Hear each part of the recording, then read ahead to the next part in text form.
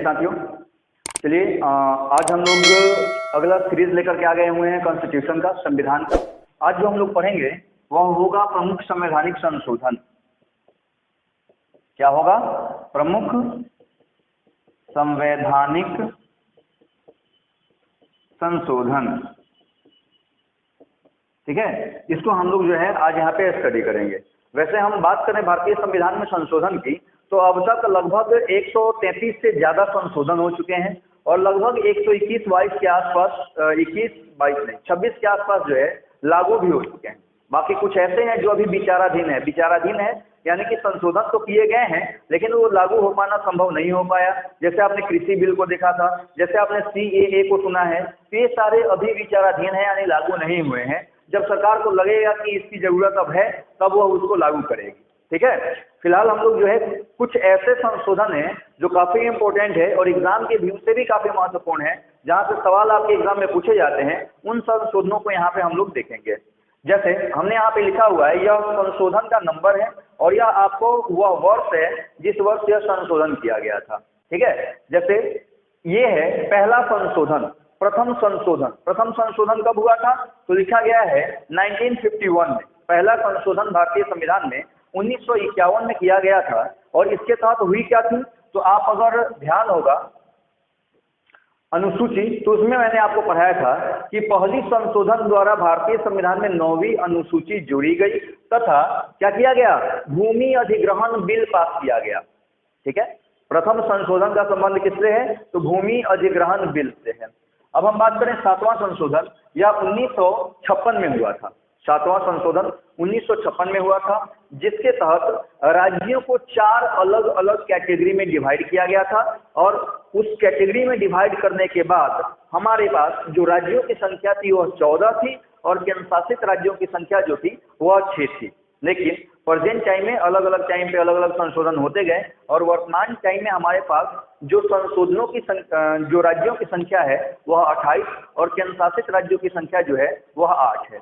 आपको ध्यान क्या रखना है? सातवां संशोधन हुआ क्या था? तो सातवें संशोधन में क्या किया गया था? 1956 में हुआ था और इसके तहत राज्यों को 4 कैटेगरी में डिवाइड किया गया था। राज्यों की कुल संख्या 14, राज्यों की संख्या 14 और केंद्र शासित राज्यों की संख्या 6, यानी कि राज्यों की कुल संख्या 20 थी।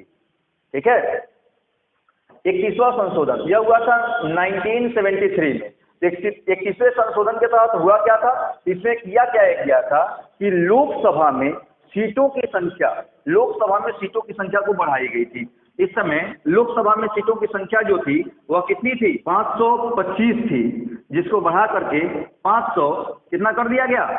45 कर दिया गया था। हालांकि फिर 1976 में जो है इसको बढ़ा करके क्या कर दिया जाएगा? 1976 में बढ़ा करके इसको कर दिया जाएगा 550। ठीक है, लेकिन फिलहाल 31वां संशोधन 1973 में हुआ था, जिसके तहत भारतीय संविधान में लोकसभा जो है उसकी सीटों की संख्या 525 से बढ़ा करके 545 कर दी गई थी। ठीक है, अगला है 36वां संशोधन। यह संशोधन आपको 1975 में हुआ था और इसके तहत क्या किया गया था कि 22वां राज्य बन गया था। कौन? सिक्किम। ठीक है, सिक्किम को 22वें राज्य का दर्जा दे दिया गया था। किस संशोधन द्वारा? 36वें संशोधन द्वारा। अगला है 42वां संशोधन। 42वां संशोधन हुआ था 1976 में। ठीक है, 42वां संशोधन 1976 और 44वां संशोधन 1978। तो 42वां संशोधन 1976 में हुआ था और 42वें संशोधन को मिनी संविधान की संज्ञा भी दी जाती है। मिनी संविधान का मतलब होता है कि छोटा संविधान। ठीक है, 42वें संशोधन को हम लोग मिनी संविधान की संज्ञा देते हैं, यानी कि छोटा संविधान की संज्ञा देते हैं। क्यों?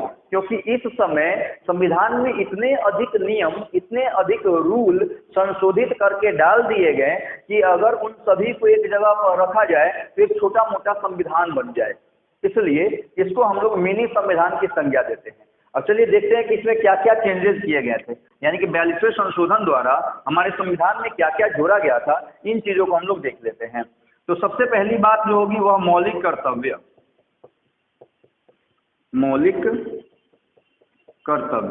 भारतीय संविधान में पहले संशोधन द्वारा 1942 में, 42वें संशोधन द्वारा 1976 में मौलिक कर्तव्य को भारतीय संविधान में क्या कर दिया गया, शामिल किया गया। इसके पहले मौलिक कर्तव्य नहीं था। अब मौलिक कर्तव्य से रिलेटेड 2-4 सवाल आपसे पूछे जाते हैं, जैसे मौलिक कर्तव्य किस देश के संविधान से लिया गया है। पहला सवाल, इसका आंसर क्या होगा, रूस। किस समिति की देन है, तो स्वर्ण सिंह समिति। मौलिक कर्तव्य भारतीय संविधान में होगा, इसके बारे में जिस समिति ने सिफारिश की थी वह समिति थी स्वर्ण सिंह समिति। जब मौलिक कर्तव्य हमारे संविधान में जोड़ा गया, उस समय मौलिक कर्तव्यों की संख्या जो थी वह 10 थी, और वर्तमान में अब बढ़कर कितनी हो गई है, 11 हो गई है। ठीक है, यह ध्यान रखना है। 11वां क्या है, क्या जोड़ा गया है लास्ट में, तो वह यह कि माता पिता अपनी क्षमता के अनुसार बच्चों को शिक्षा मुहैया कराएंगे। यह बातें जो है तो सबसे लास्ट में जोड़ी गई हैं। पहला कंडीशन हुआ। दूसरा, इसी संशोधन के द्वारा पहली बार प्रस्तावना में संशोधन किया गया, और 3 शब्द कौन कौन से, अखंडता,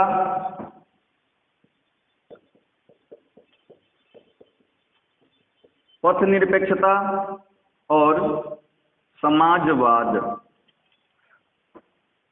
अब तक हमारे जो प्रस्तावना है उसमें मात्र एक बार संशोधन हुआ है, और यह संशोधन कब हुआ, तो 42वें संवैधानिक संशोधन द्वारा 1976 में। और इस संशोधन के द्वारा भारतीय संविधान में क्या जोड़ा गया, अखंडता, पथ निरपेक्षता और समाजवाद। ये 3 शब्द भारतीय संविधान में जोड़ा गया। ठीक है, इसके बाद जो लोकसभा और विधानसभा में कोरम व्यवस्था थी। कोरम व्यवस्था का मतलब होता है 1/10, यानी कोई नियम अगर बनाना है तो उस नियम बनाने के दौरान सदस्यों की जो उपस्थिति है लोकसभा में या विधानसभा में, वह कम से कम 1/10 होनी चाहिए। तो इस कोरम व्यवस्था को समाप्त कर दिया गया। क्यों समाप्त कर दिया गया, कि नहीं 2 आदमी भी अगर उपस्थित रहते हैं तो वही 2 आदमी मिलकर के क्या कर सकते हैं, कानून बना सकते हैं, ऐसी व्यवस्था कर दी गई। पहला।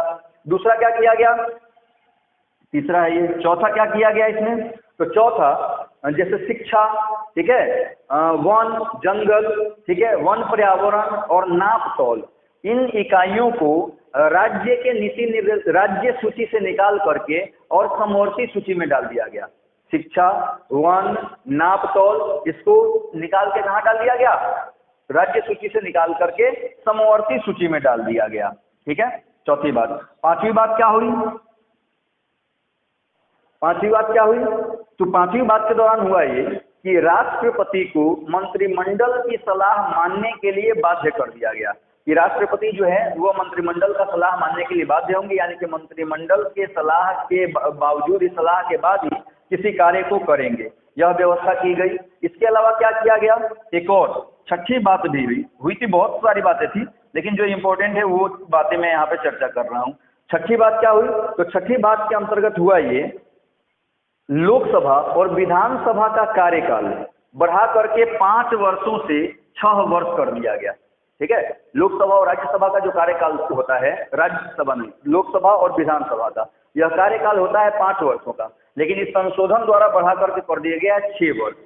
ठीक है, ये सारी बातें किसके दौरान हुई थी, 42वें संवैधानिक संशोधन द्वारा 1976 में। एक बार और सुन लीजिए क्या क्या। इस संशोधन द्वारा भारतीय संविधान में मौलिक कर्तव्य जोड़ा गया। प्रस्तावना में 3 शब्द अखंडता, प्रनिरपेक्षता और समाजवाद सब जोड़े गए। कोरम व्यवस्था को समाप्त कर दिया गया। राष्ट्रपति को मंत्रिमंडल का सलाह मानने के लिए बाध्य कर दिया गया। कार्य जो था लोकसभा और विधानसभा का जो कार्यकाल था उसकी सीमा 5 वर्ष से बढ़ाकर 6 वर्ष कर दी गई, और राज्य सूची के कुछ विषय शिक्षा, वन, नाप तौल इत्यादि को उठा करके कहाँ डाल दिया गया, समवर्ती सूची में। क्लियर, चलिए अगला देखते हैं क्या है। अगला है आपका 44वां संवैधानिक संशोधन। यह हुआ कब था, तो 1978 में, यानी कि 42 में 2 जोड़िएगा 44, तो 76 में भी 2 जोड़िए 78 ना। 44वां संवैधानिक संशोधन 1978 में हुआ था। और सबसे बड़ी बात, पहली बार भारत में 1977 में गैर कांग्रेसी सरकार बनी थी, यानी कि आजादी से लेकर के 1977 तक लगातार भारत में कांग्रेस सरकार शासन सत्ता चला रही थी। लेकिन पहली बार क्या हुआ कि पहली बार आपको 1977 में भारत में जनता दल की सरकार बनी, जो गैर कांग्रेसी सरकार थी, और इसके जो प्रथम प्रधानमंत्री बने वो मोरारजी देसाई बने। एक्चुअली देखिए, उस समय लोगों ने कांग्रेस को हराया नहीं, कांग्रेस को जिताया, मतलब जनता दल को जिताया नहीं था, वो कांग्रेस को हराया गया। क्यों हराया गया था? क्योंकि इंदिरा गांधी ने जब इमरजेंसी की घोषणा 75 में कर दी थी तो लोगों को बड़ी दिक्कतों का सामना करना पड़ा था, इसलिए लोग खिसिया करके वोट दे दिए थे जनता दल को। जनता दल जीत गई, मोरारजी देसाई प्रधानमंत्री बने, लेकिन वो लोग सरकार नहीं चला पाए। मात्र 3 साल में ही सरकार क्या हो गई, गिर गई, और 80 में फिर से कांग्रेस आ गई। लेकिन चूंकि अब सरकार जो है ये नीतियों के खिलाफ लाई गई थी, तो उसने क्या किया कि ये जो 42वें संवैधानिक संशोधन में जो कुछ रूल्स नियम बनाए गए थे उनमें से कुछ नियम को उसने क्या किया, हटाया। इसने क्या क्या किया? तो सबसे पहला इसने जो मौलिक अधिकार के अंतर्गत आता था संपत्ति का अधिकार, संपत्ति का अधिकार जब मौलिक अधिकार में होता है तो 19 का F और आर्टिकल 31 में इसका वर्णन है, इसको हटा करके कानूनी अधिकार बना दिया, यानी कि 300A के अंतर्गत डाल दिया। ठीक है, संपत्ति के अधिकार को किस संशोधन में, 44वें संशोधन में 1978 में। इसके अलावा आपने देखा था पीछे की कोरम व्यवस्था को समाप्त कर दिया गया था, इन्होंने कोरम व्यवस्था को क्या कर दिया, फिर से लागू कर दिया। कोरम व्यवस्था क्या होता है मैंने समझा दिया है। उसके बाद तीसरा इन्होंने क्या किया कि लोकसभा और विधानसभा का कार्यकाल इन्होंने फिर से 6 वर्षों से घटा करके क्या कर दिया, 5 वर्ष कर दिया। और आपको पता होगा कि आज के टाइम में लोकसभा और विधानसभा का जो कार्यकाल होता है वो कितने वर्षों का होता है, वह 5 वर्षों का ही होता है। बात समझ में आई? चौथा इसमें क्या होता है कि पीछे आपने देखा कि राष्ट्रपति को मंत्रिमंडल का सलाह मानने के लिए क्या कर दिया गया, बाध्य कर दिया गया। लेकिन यहाँ पे राष्ट्रपति को अधिकार दिया गया कि राष्ट्रपति एक बार मंत्रिमंडल ने जो प्रस्ताव इनको दिया है उनको एक बार विचार विमर्श के लिए क्या कर सकती है, लौटा सकती है। ठीक है, इसके अलावा जो हमारे मौलिक अधिकार हमको मिले हैं आर्टिकल 12 से कितना तक, तो 12 से आपके 35 तक, उसमें से आर्टिकल 20 और 21 यह आपातकाल के दौरान भी क्या रहेगा, कार्यरत रहेगा, समाप्त नहीं होगा। चौथा और पांचवा यहाँ पे जो हुआ वह सबसे इम्पोर्टेंट, क्योंकि 1975 में जो आपातकाल की घोषणा हुई थी वह आंतरिक विद्रोह के कारण हुई थी। तो इस आंतरिक विद्रोह शब्द के जगह पर आंतरिक सशस्त्र विद्रोह का प्रयोग किया गया। यानी अब अगर भारत में आंतरिक आपातकाल की घोषणा होगी, यानी कि इमरजेंसी की घोषणा होगी, आंतरिक इमरजेंसी की घोषणा, तो आंतरिक इमरजेंसी की घोषणा तभी होगी जब भारत की जनता सशस्त्र विद्रोह करने लगे। ठीक है, ऐसे अगर आंदोलन करता है तो जनता को कोई नहीं रोक सकता। आपने देखा होगा इमरजेंसी की घोषणा नहीं हुई थी, जब किसान आंदोलन हुआ था, लोग बैठे हुए थे और वहां पे बैठ करके धरना दे रहे थे, कोई भी बंदी हुई, कोई बंदी नहीं हुई, क्योंकि कानून ही यही है कि आप आपातकाल की घोषणा तब करेंगे जब सशस्त्र विद्रोह हो। लेकिन आपने देखा होगा कि जो बच्चे अग्निवीर वाले बच्चे जो आंदोलन किए थे वो लाठी वगैरह के लेकर के आंदोलन कर दिए थे, तो उस समय इमरजेंसी यानी कि धारा 144 जो है लगाया गया था, मार्शल लॉ लगा दिया गया था। कोचिंग संस्थान सारे कुछ दिन के लिए, 2-4 दिन के लिए बंद कर दिए गए थे। इंटरनेट सेवा जो है तो वह क्या कर दिया गया था, ठप कर दिया गया था।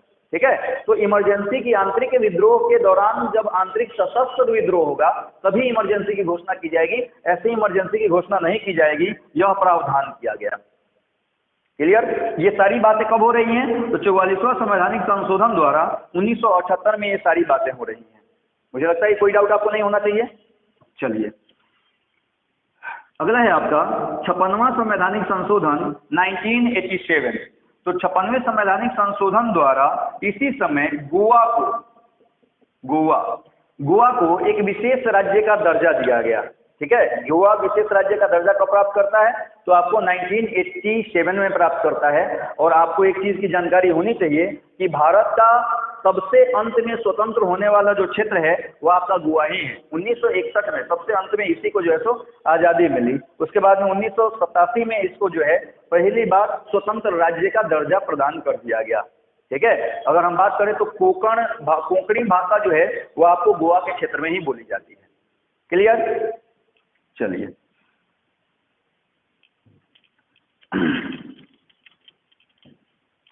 इसके बाद है आपका 61वां संवैधानिक संशोधन। अगर हम इसकी बात करें 61वें संवैधानिक संशोधन की, 61वां से पहले एक और देख लीजिए, 52वां संवैधानिक संशोधन देख लीजिए। हालांकि आप देख चुके हैं इसलिए मैंने छोड़ा था, लेकिन देख लीजिए 52वां संवैधानिक संशोधन 1985 में हुआ था। 1985 में 52वां संवैधानिक संशोधन हुआ था और इसके तहत भारतीय संविधान में 10वीं अनुसूची जोड़ी गई और दल बदल पर प्रतिबंध लगा दिया गया। क्या किया गया था? 10वीं अनुसूची भारतीय संविधान में जोड़ा गया था और दल बदल पर क्या कर दिया गया? प्रतिबंध लगा दिया गया। वो आपको 52वें संवैधानिक संशोधन द्वारा 1975 में। ठीक है, एक है आपका 61वां संवैधानिक संशोधन 1989 में हुआ था। 61वां संवैधानिक संशोधन कब हुआ था? 1989 में हुआ था। इसके तहत क्या किया गया था? तो इसके तहत मतदान की आयु 21 वर्ष से घटाकर 18 वर्ष कर दी गई थी। आज के टाइम में आपको पता होना चाहिए, होगा ही, क्योंकि आपको वोट देने का अधिकार जो है वो मात्र 18 वर्षों में ही मिल गया था। लेकिन 1989 से पहले मतदान की आयु 21 वर्ष प्राप्त करने के बाद ही प्राप्त हो पाती थी। क्लियर? 86वां संवैधानिक संशोधन 2002। 86वें संवैधानिक संशोधन में क्या हुआ? 2002 में हुआ क्या? इसके तहत 2002 में आपको जो शिक्षा का अधिकार था वो 6 से 14 वर्ष तक के बच्चों को निःशुल्क एवं अनिवार्य शिक्षा दी जाएगी। यह पहले कहाँ था? तो यह पहले था आपको राज्य का नीति निर्देशक सिद्धांत आर्टिकल 45 में, उसको उठा करके आर्टिकल 21 में डाल दिया गया। आर्टिकल 21 के ए में डाल दिया गया। ठीक है, अब जो है शिक्षा का अधिकार 6 से 14 वर्ष तक के बच्चों को राज्य सरकारें और केंद्र सरकारें निःशुल्क एवं अनिवार्य शिक्षा मुहैया कराएंगी। आपको पता होना चाहिए कि केंद्रीय विद्यालय या सरकारी स्कूल जो है राजकीय विद्यालय, वहां पर 6 से 14 वर्ष तक के बच्चों को निःशुल्क एवं अनिवार्य शिक्षा मुहैया कराया जाता है। ठीक है, यानी कि 9वां क्लास तक का बच्चा। 10th में जाते हैं तो आपका रजिस्ट्रेशन फॉर्म वगैरह चूंकि बोर्ड होता है तो उस समय आपसे सरकार पैसा लेती है, उसके पहले आपसे एक पैसा नहीं लेती। इसके बाद आते हैं हम लोग 73वां संशोधन। यह हुआ कब था?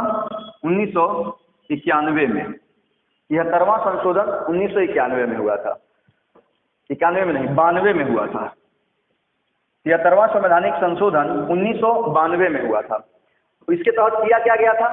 तो इसके तहत आपको भारतीय संविधान में 11वीं अनुसूची जोड़ी गई थी और गांवों में ग्राम पंचायत की व्यवस्था की गई थी।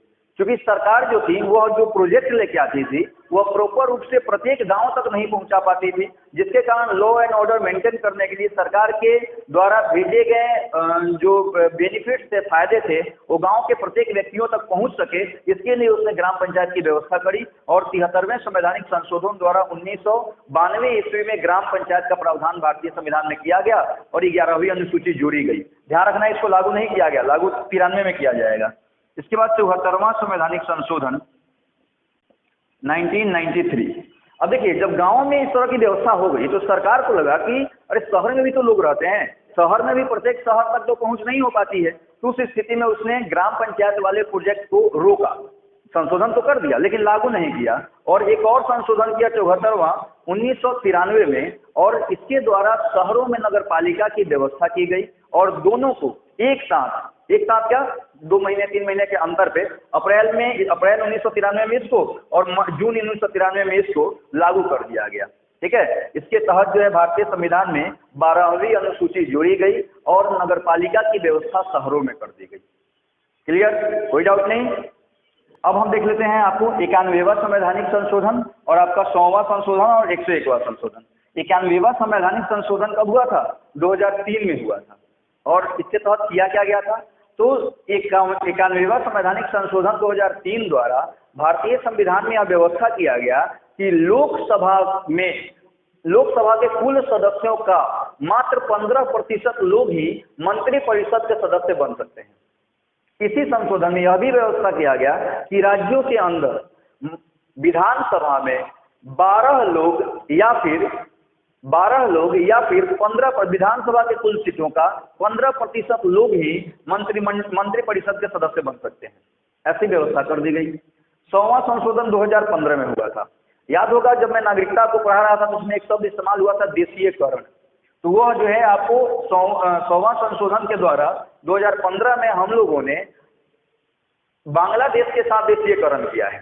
एक्चुअली था क्या कि बांग्लादेश और भारत का सीमा बड़ा टेढ़ा मेढ़ा था, तो उसको हमने थोड़ा सा क्या कर दिया, सीधा कर दिया। तो सीधा करने के दौरान बांग्लादेश के, मानते ये बांग्लादेश है भारत है, तो बांग्लादेश के कुछ क्षेत्र भारत में आ गए, भारत का कुछ क्षेत्र जो है वो कहाँ चला गया, बांग्लादेश में चला गया। तो उस स्थिति में जो बांग्लादेश का क्षेत्र भारत में आया है, तो कितने क्षेत्र भारत में आया, तो बांग्लादेश का 51 गांव भारत को और भारत का 101 गांव जो है वह किसको प्राप्त हुआ, बांग्लादेश को प्राप्त हुआ। ठीक है, ये संशोधन हमने 100वें संशोधन के अंतर्गत 2015 में किया था। 2015 में एक और संशोधन हुआ था, 101वां नहीं, 122वां। ठीक है, 122वां संशोधन जो है यह आपको 2015 में हुआ था। 122वां संशोधन कहता क्या है, 122वां संशोधन जीएसटी के बारे में बताता है, GST, goods and service tax. लेकिन इस 122वें संशोधन को जो लागू नहीं किया गया, लागू कब किया गया, तो इसको किया गया 1 जुलाई 2017 को भारतीय संविधान में इसको जो है लागू किया गया, जबकि जोर दिया गया था 2015 में। ठीक है, अब जीएसटी की बात हो रही है, तो जीएसटी को हम लोग जो है स्टडी करेंगे, लेकिन जीएसटी को जब हम इकोनॉमिक्स पढ़ाएंगे तो वहाँ पर उसको पूरे डीप तरीके से स्टडी कराएंगे। फिलहाल आपको जीएसटी जानने की आवश्यकता नहीं है, बस इतना ध्यान रखना है, कुछ बातें मैं बोल दे रहा हूँ, ध्यान रख लीजिए। क्या क्या ध्यान रखना है, तो जीएसटी जो है यह किस देश में सबसे पहले लागू हुआ था, तो फ्रांस में 1954 में, 1954 में फ्रांस में लागू हुआ था। 1954 समय जो है ना बड़ा इंपॉर्टेंट समय है, क्योंकि बहुत सारे काम हुए थे। जैसे 1954 में ही भारत में भारत रत्न पुरस्कार की शुरुआत हुई। 1954 में ही भारत में द्वितीय, तृतीय और चतुर्थ यानी कि पद्म पुरस्कार, पद्मश्री, पद्म भूषण और पद्म विभूषण पुरस्कार की शुरुआत हुई। 1954 में ही राष्ट्रीय फिल्म फेयर पुरस्कार की शुरुआत हुई और 1954 में ही वीरता पुरस्कार के तहत अशोक चक्र, कीर्ति चक्र और शौर्य चक्र की शुरुआत हुई थी। ठीक है, 1954 आप ध्यान रखिएगा। भारत का जो जीएसटी है वो कनाडा के जीएसटी मॉडल पर आधारित है। जीएसटी पर सिग्नेचर जो है 2016 में, सितंबर 2016 में आपको किसके द्वारा किया गया, तो आपको जो है राष्ट्रपति के द्वारा किया गया। अगर जीएसटी को अनुमति देने वाला, जीएसटी पर अपना मत देने वाला पहला राज्य असम, लेकिन अगर कुछ देर लागू करने वाला पहला राज्य कौन सा था, तो तेलंगाना लागू करने वाला पहला राज्य हो जाएगा। ठीक है, जीएसटी परिषद में 33 सदस्य होते हैं, जिसका प्रमुख वित्त मंत्री होता है और वित्त मंत्री जो है जीएसटी परिषद का अध्यक्ष होता है, जो जीएसटी में दायरे को तय करता है, उसके कानून को बनाता है। जीएसटी में जो बिल का परसेंटेज है वो 5 है, हालांकि 4 ही कहेंगे क्योंकि 0% है कुछ वस्तुओं पर, तो 0% जो है वो परसेंटेज माना भी जाता है, नहीं भी माना जाता है, लेकिन जनरली 5%, 12%, 18% और 28%, ये 4 परसेंटेज है आपके जीएसटी के। ठीक है, इसके बाद अगर हम बात करें जीएसटी के उल्लंघन पर आपको जो सजाएं होंगी, वह सजा कितने सालों की हो सकती है, तो वह सजा आपको जो है वह हो सकती है कितने सालों के लिए, 5 वर्षों के लिए कारावास की सजा हो सकती है अगर आप जीएसटी की चोरी करते हैं। तो जीएसटी नंबर जो प्राप्त होता है उसके लिए जरूरी है कि आपकी सालाना टर्नओवर 20 लाख या उससे ज्यादा होगा तो आपको जीएसटी नंबर दिया जाएगा। और जीएसटी नंबर जो होता है वो 15 डिजिट का होता है, 15 डिजिट का, जिसमें पहला 2 डिजिट जो होता है वो स्टेट को शो करता है, बीच का जो 10 डिजिट होता है 2 डिजिट स्टेट को, बीच का 10 डिजिट जो होता है वो आपका ये पैन नंबर होता है, पैन कार्ड का जो नंबर होता है वो होता है, और लास्ट का जो 3 डिजिट होता है यही बेसिकली जो है सो ICQ नंबर इसको कहा जाता है, जो आपको बिजनेस के लिए दिया जाता है। बात समझ में आई? चलिए, ये आपके जो है अभी हमने जो स्टडी किया ये था भारतीय संविधान के प्रमुख संवैधानिक संशोधन। कल जो है हम लोग देखेंगे एक नए टॉपिक को। आप इन सभी को धीरे धीरे कंप्लीट करते चलिए। पीडीएफ भी आपका डाला हुआ है, बस पीडीएफ को जो है सो डाउनलोड कीजिए, मन करे तो बैठ करके उसको अपना कॉपी बना लीजिए या फिर जीरोक्स करा लीजिए, आपके पास दोनों चीजें अवेलेबल हो जाएंगी, और लेक्चर यहाँ से सुन लीजिए, आपको हमेशा के लिए याद हो जाएगा। ठीक है, थैंक यू। स्वस्थ रहिए, मस्त रहिए और अपने पढ़ाई में सब लोग व्यस्त रहिए। ठीक है, धन्यवाद।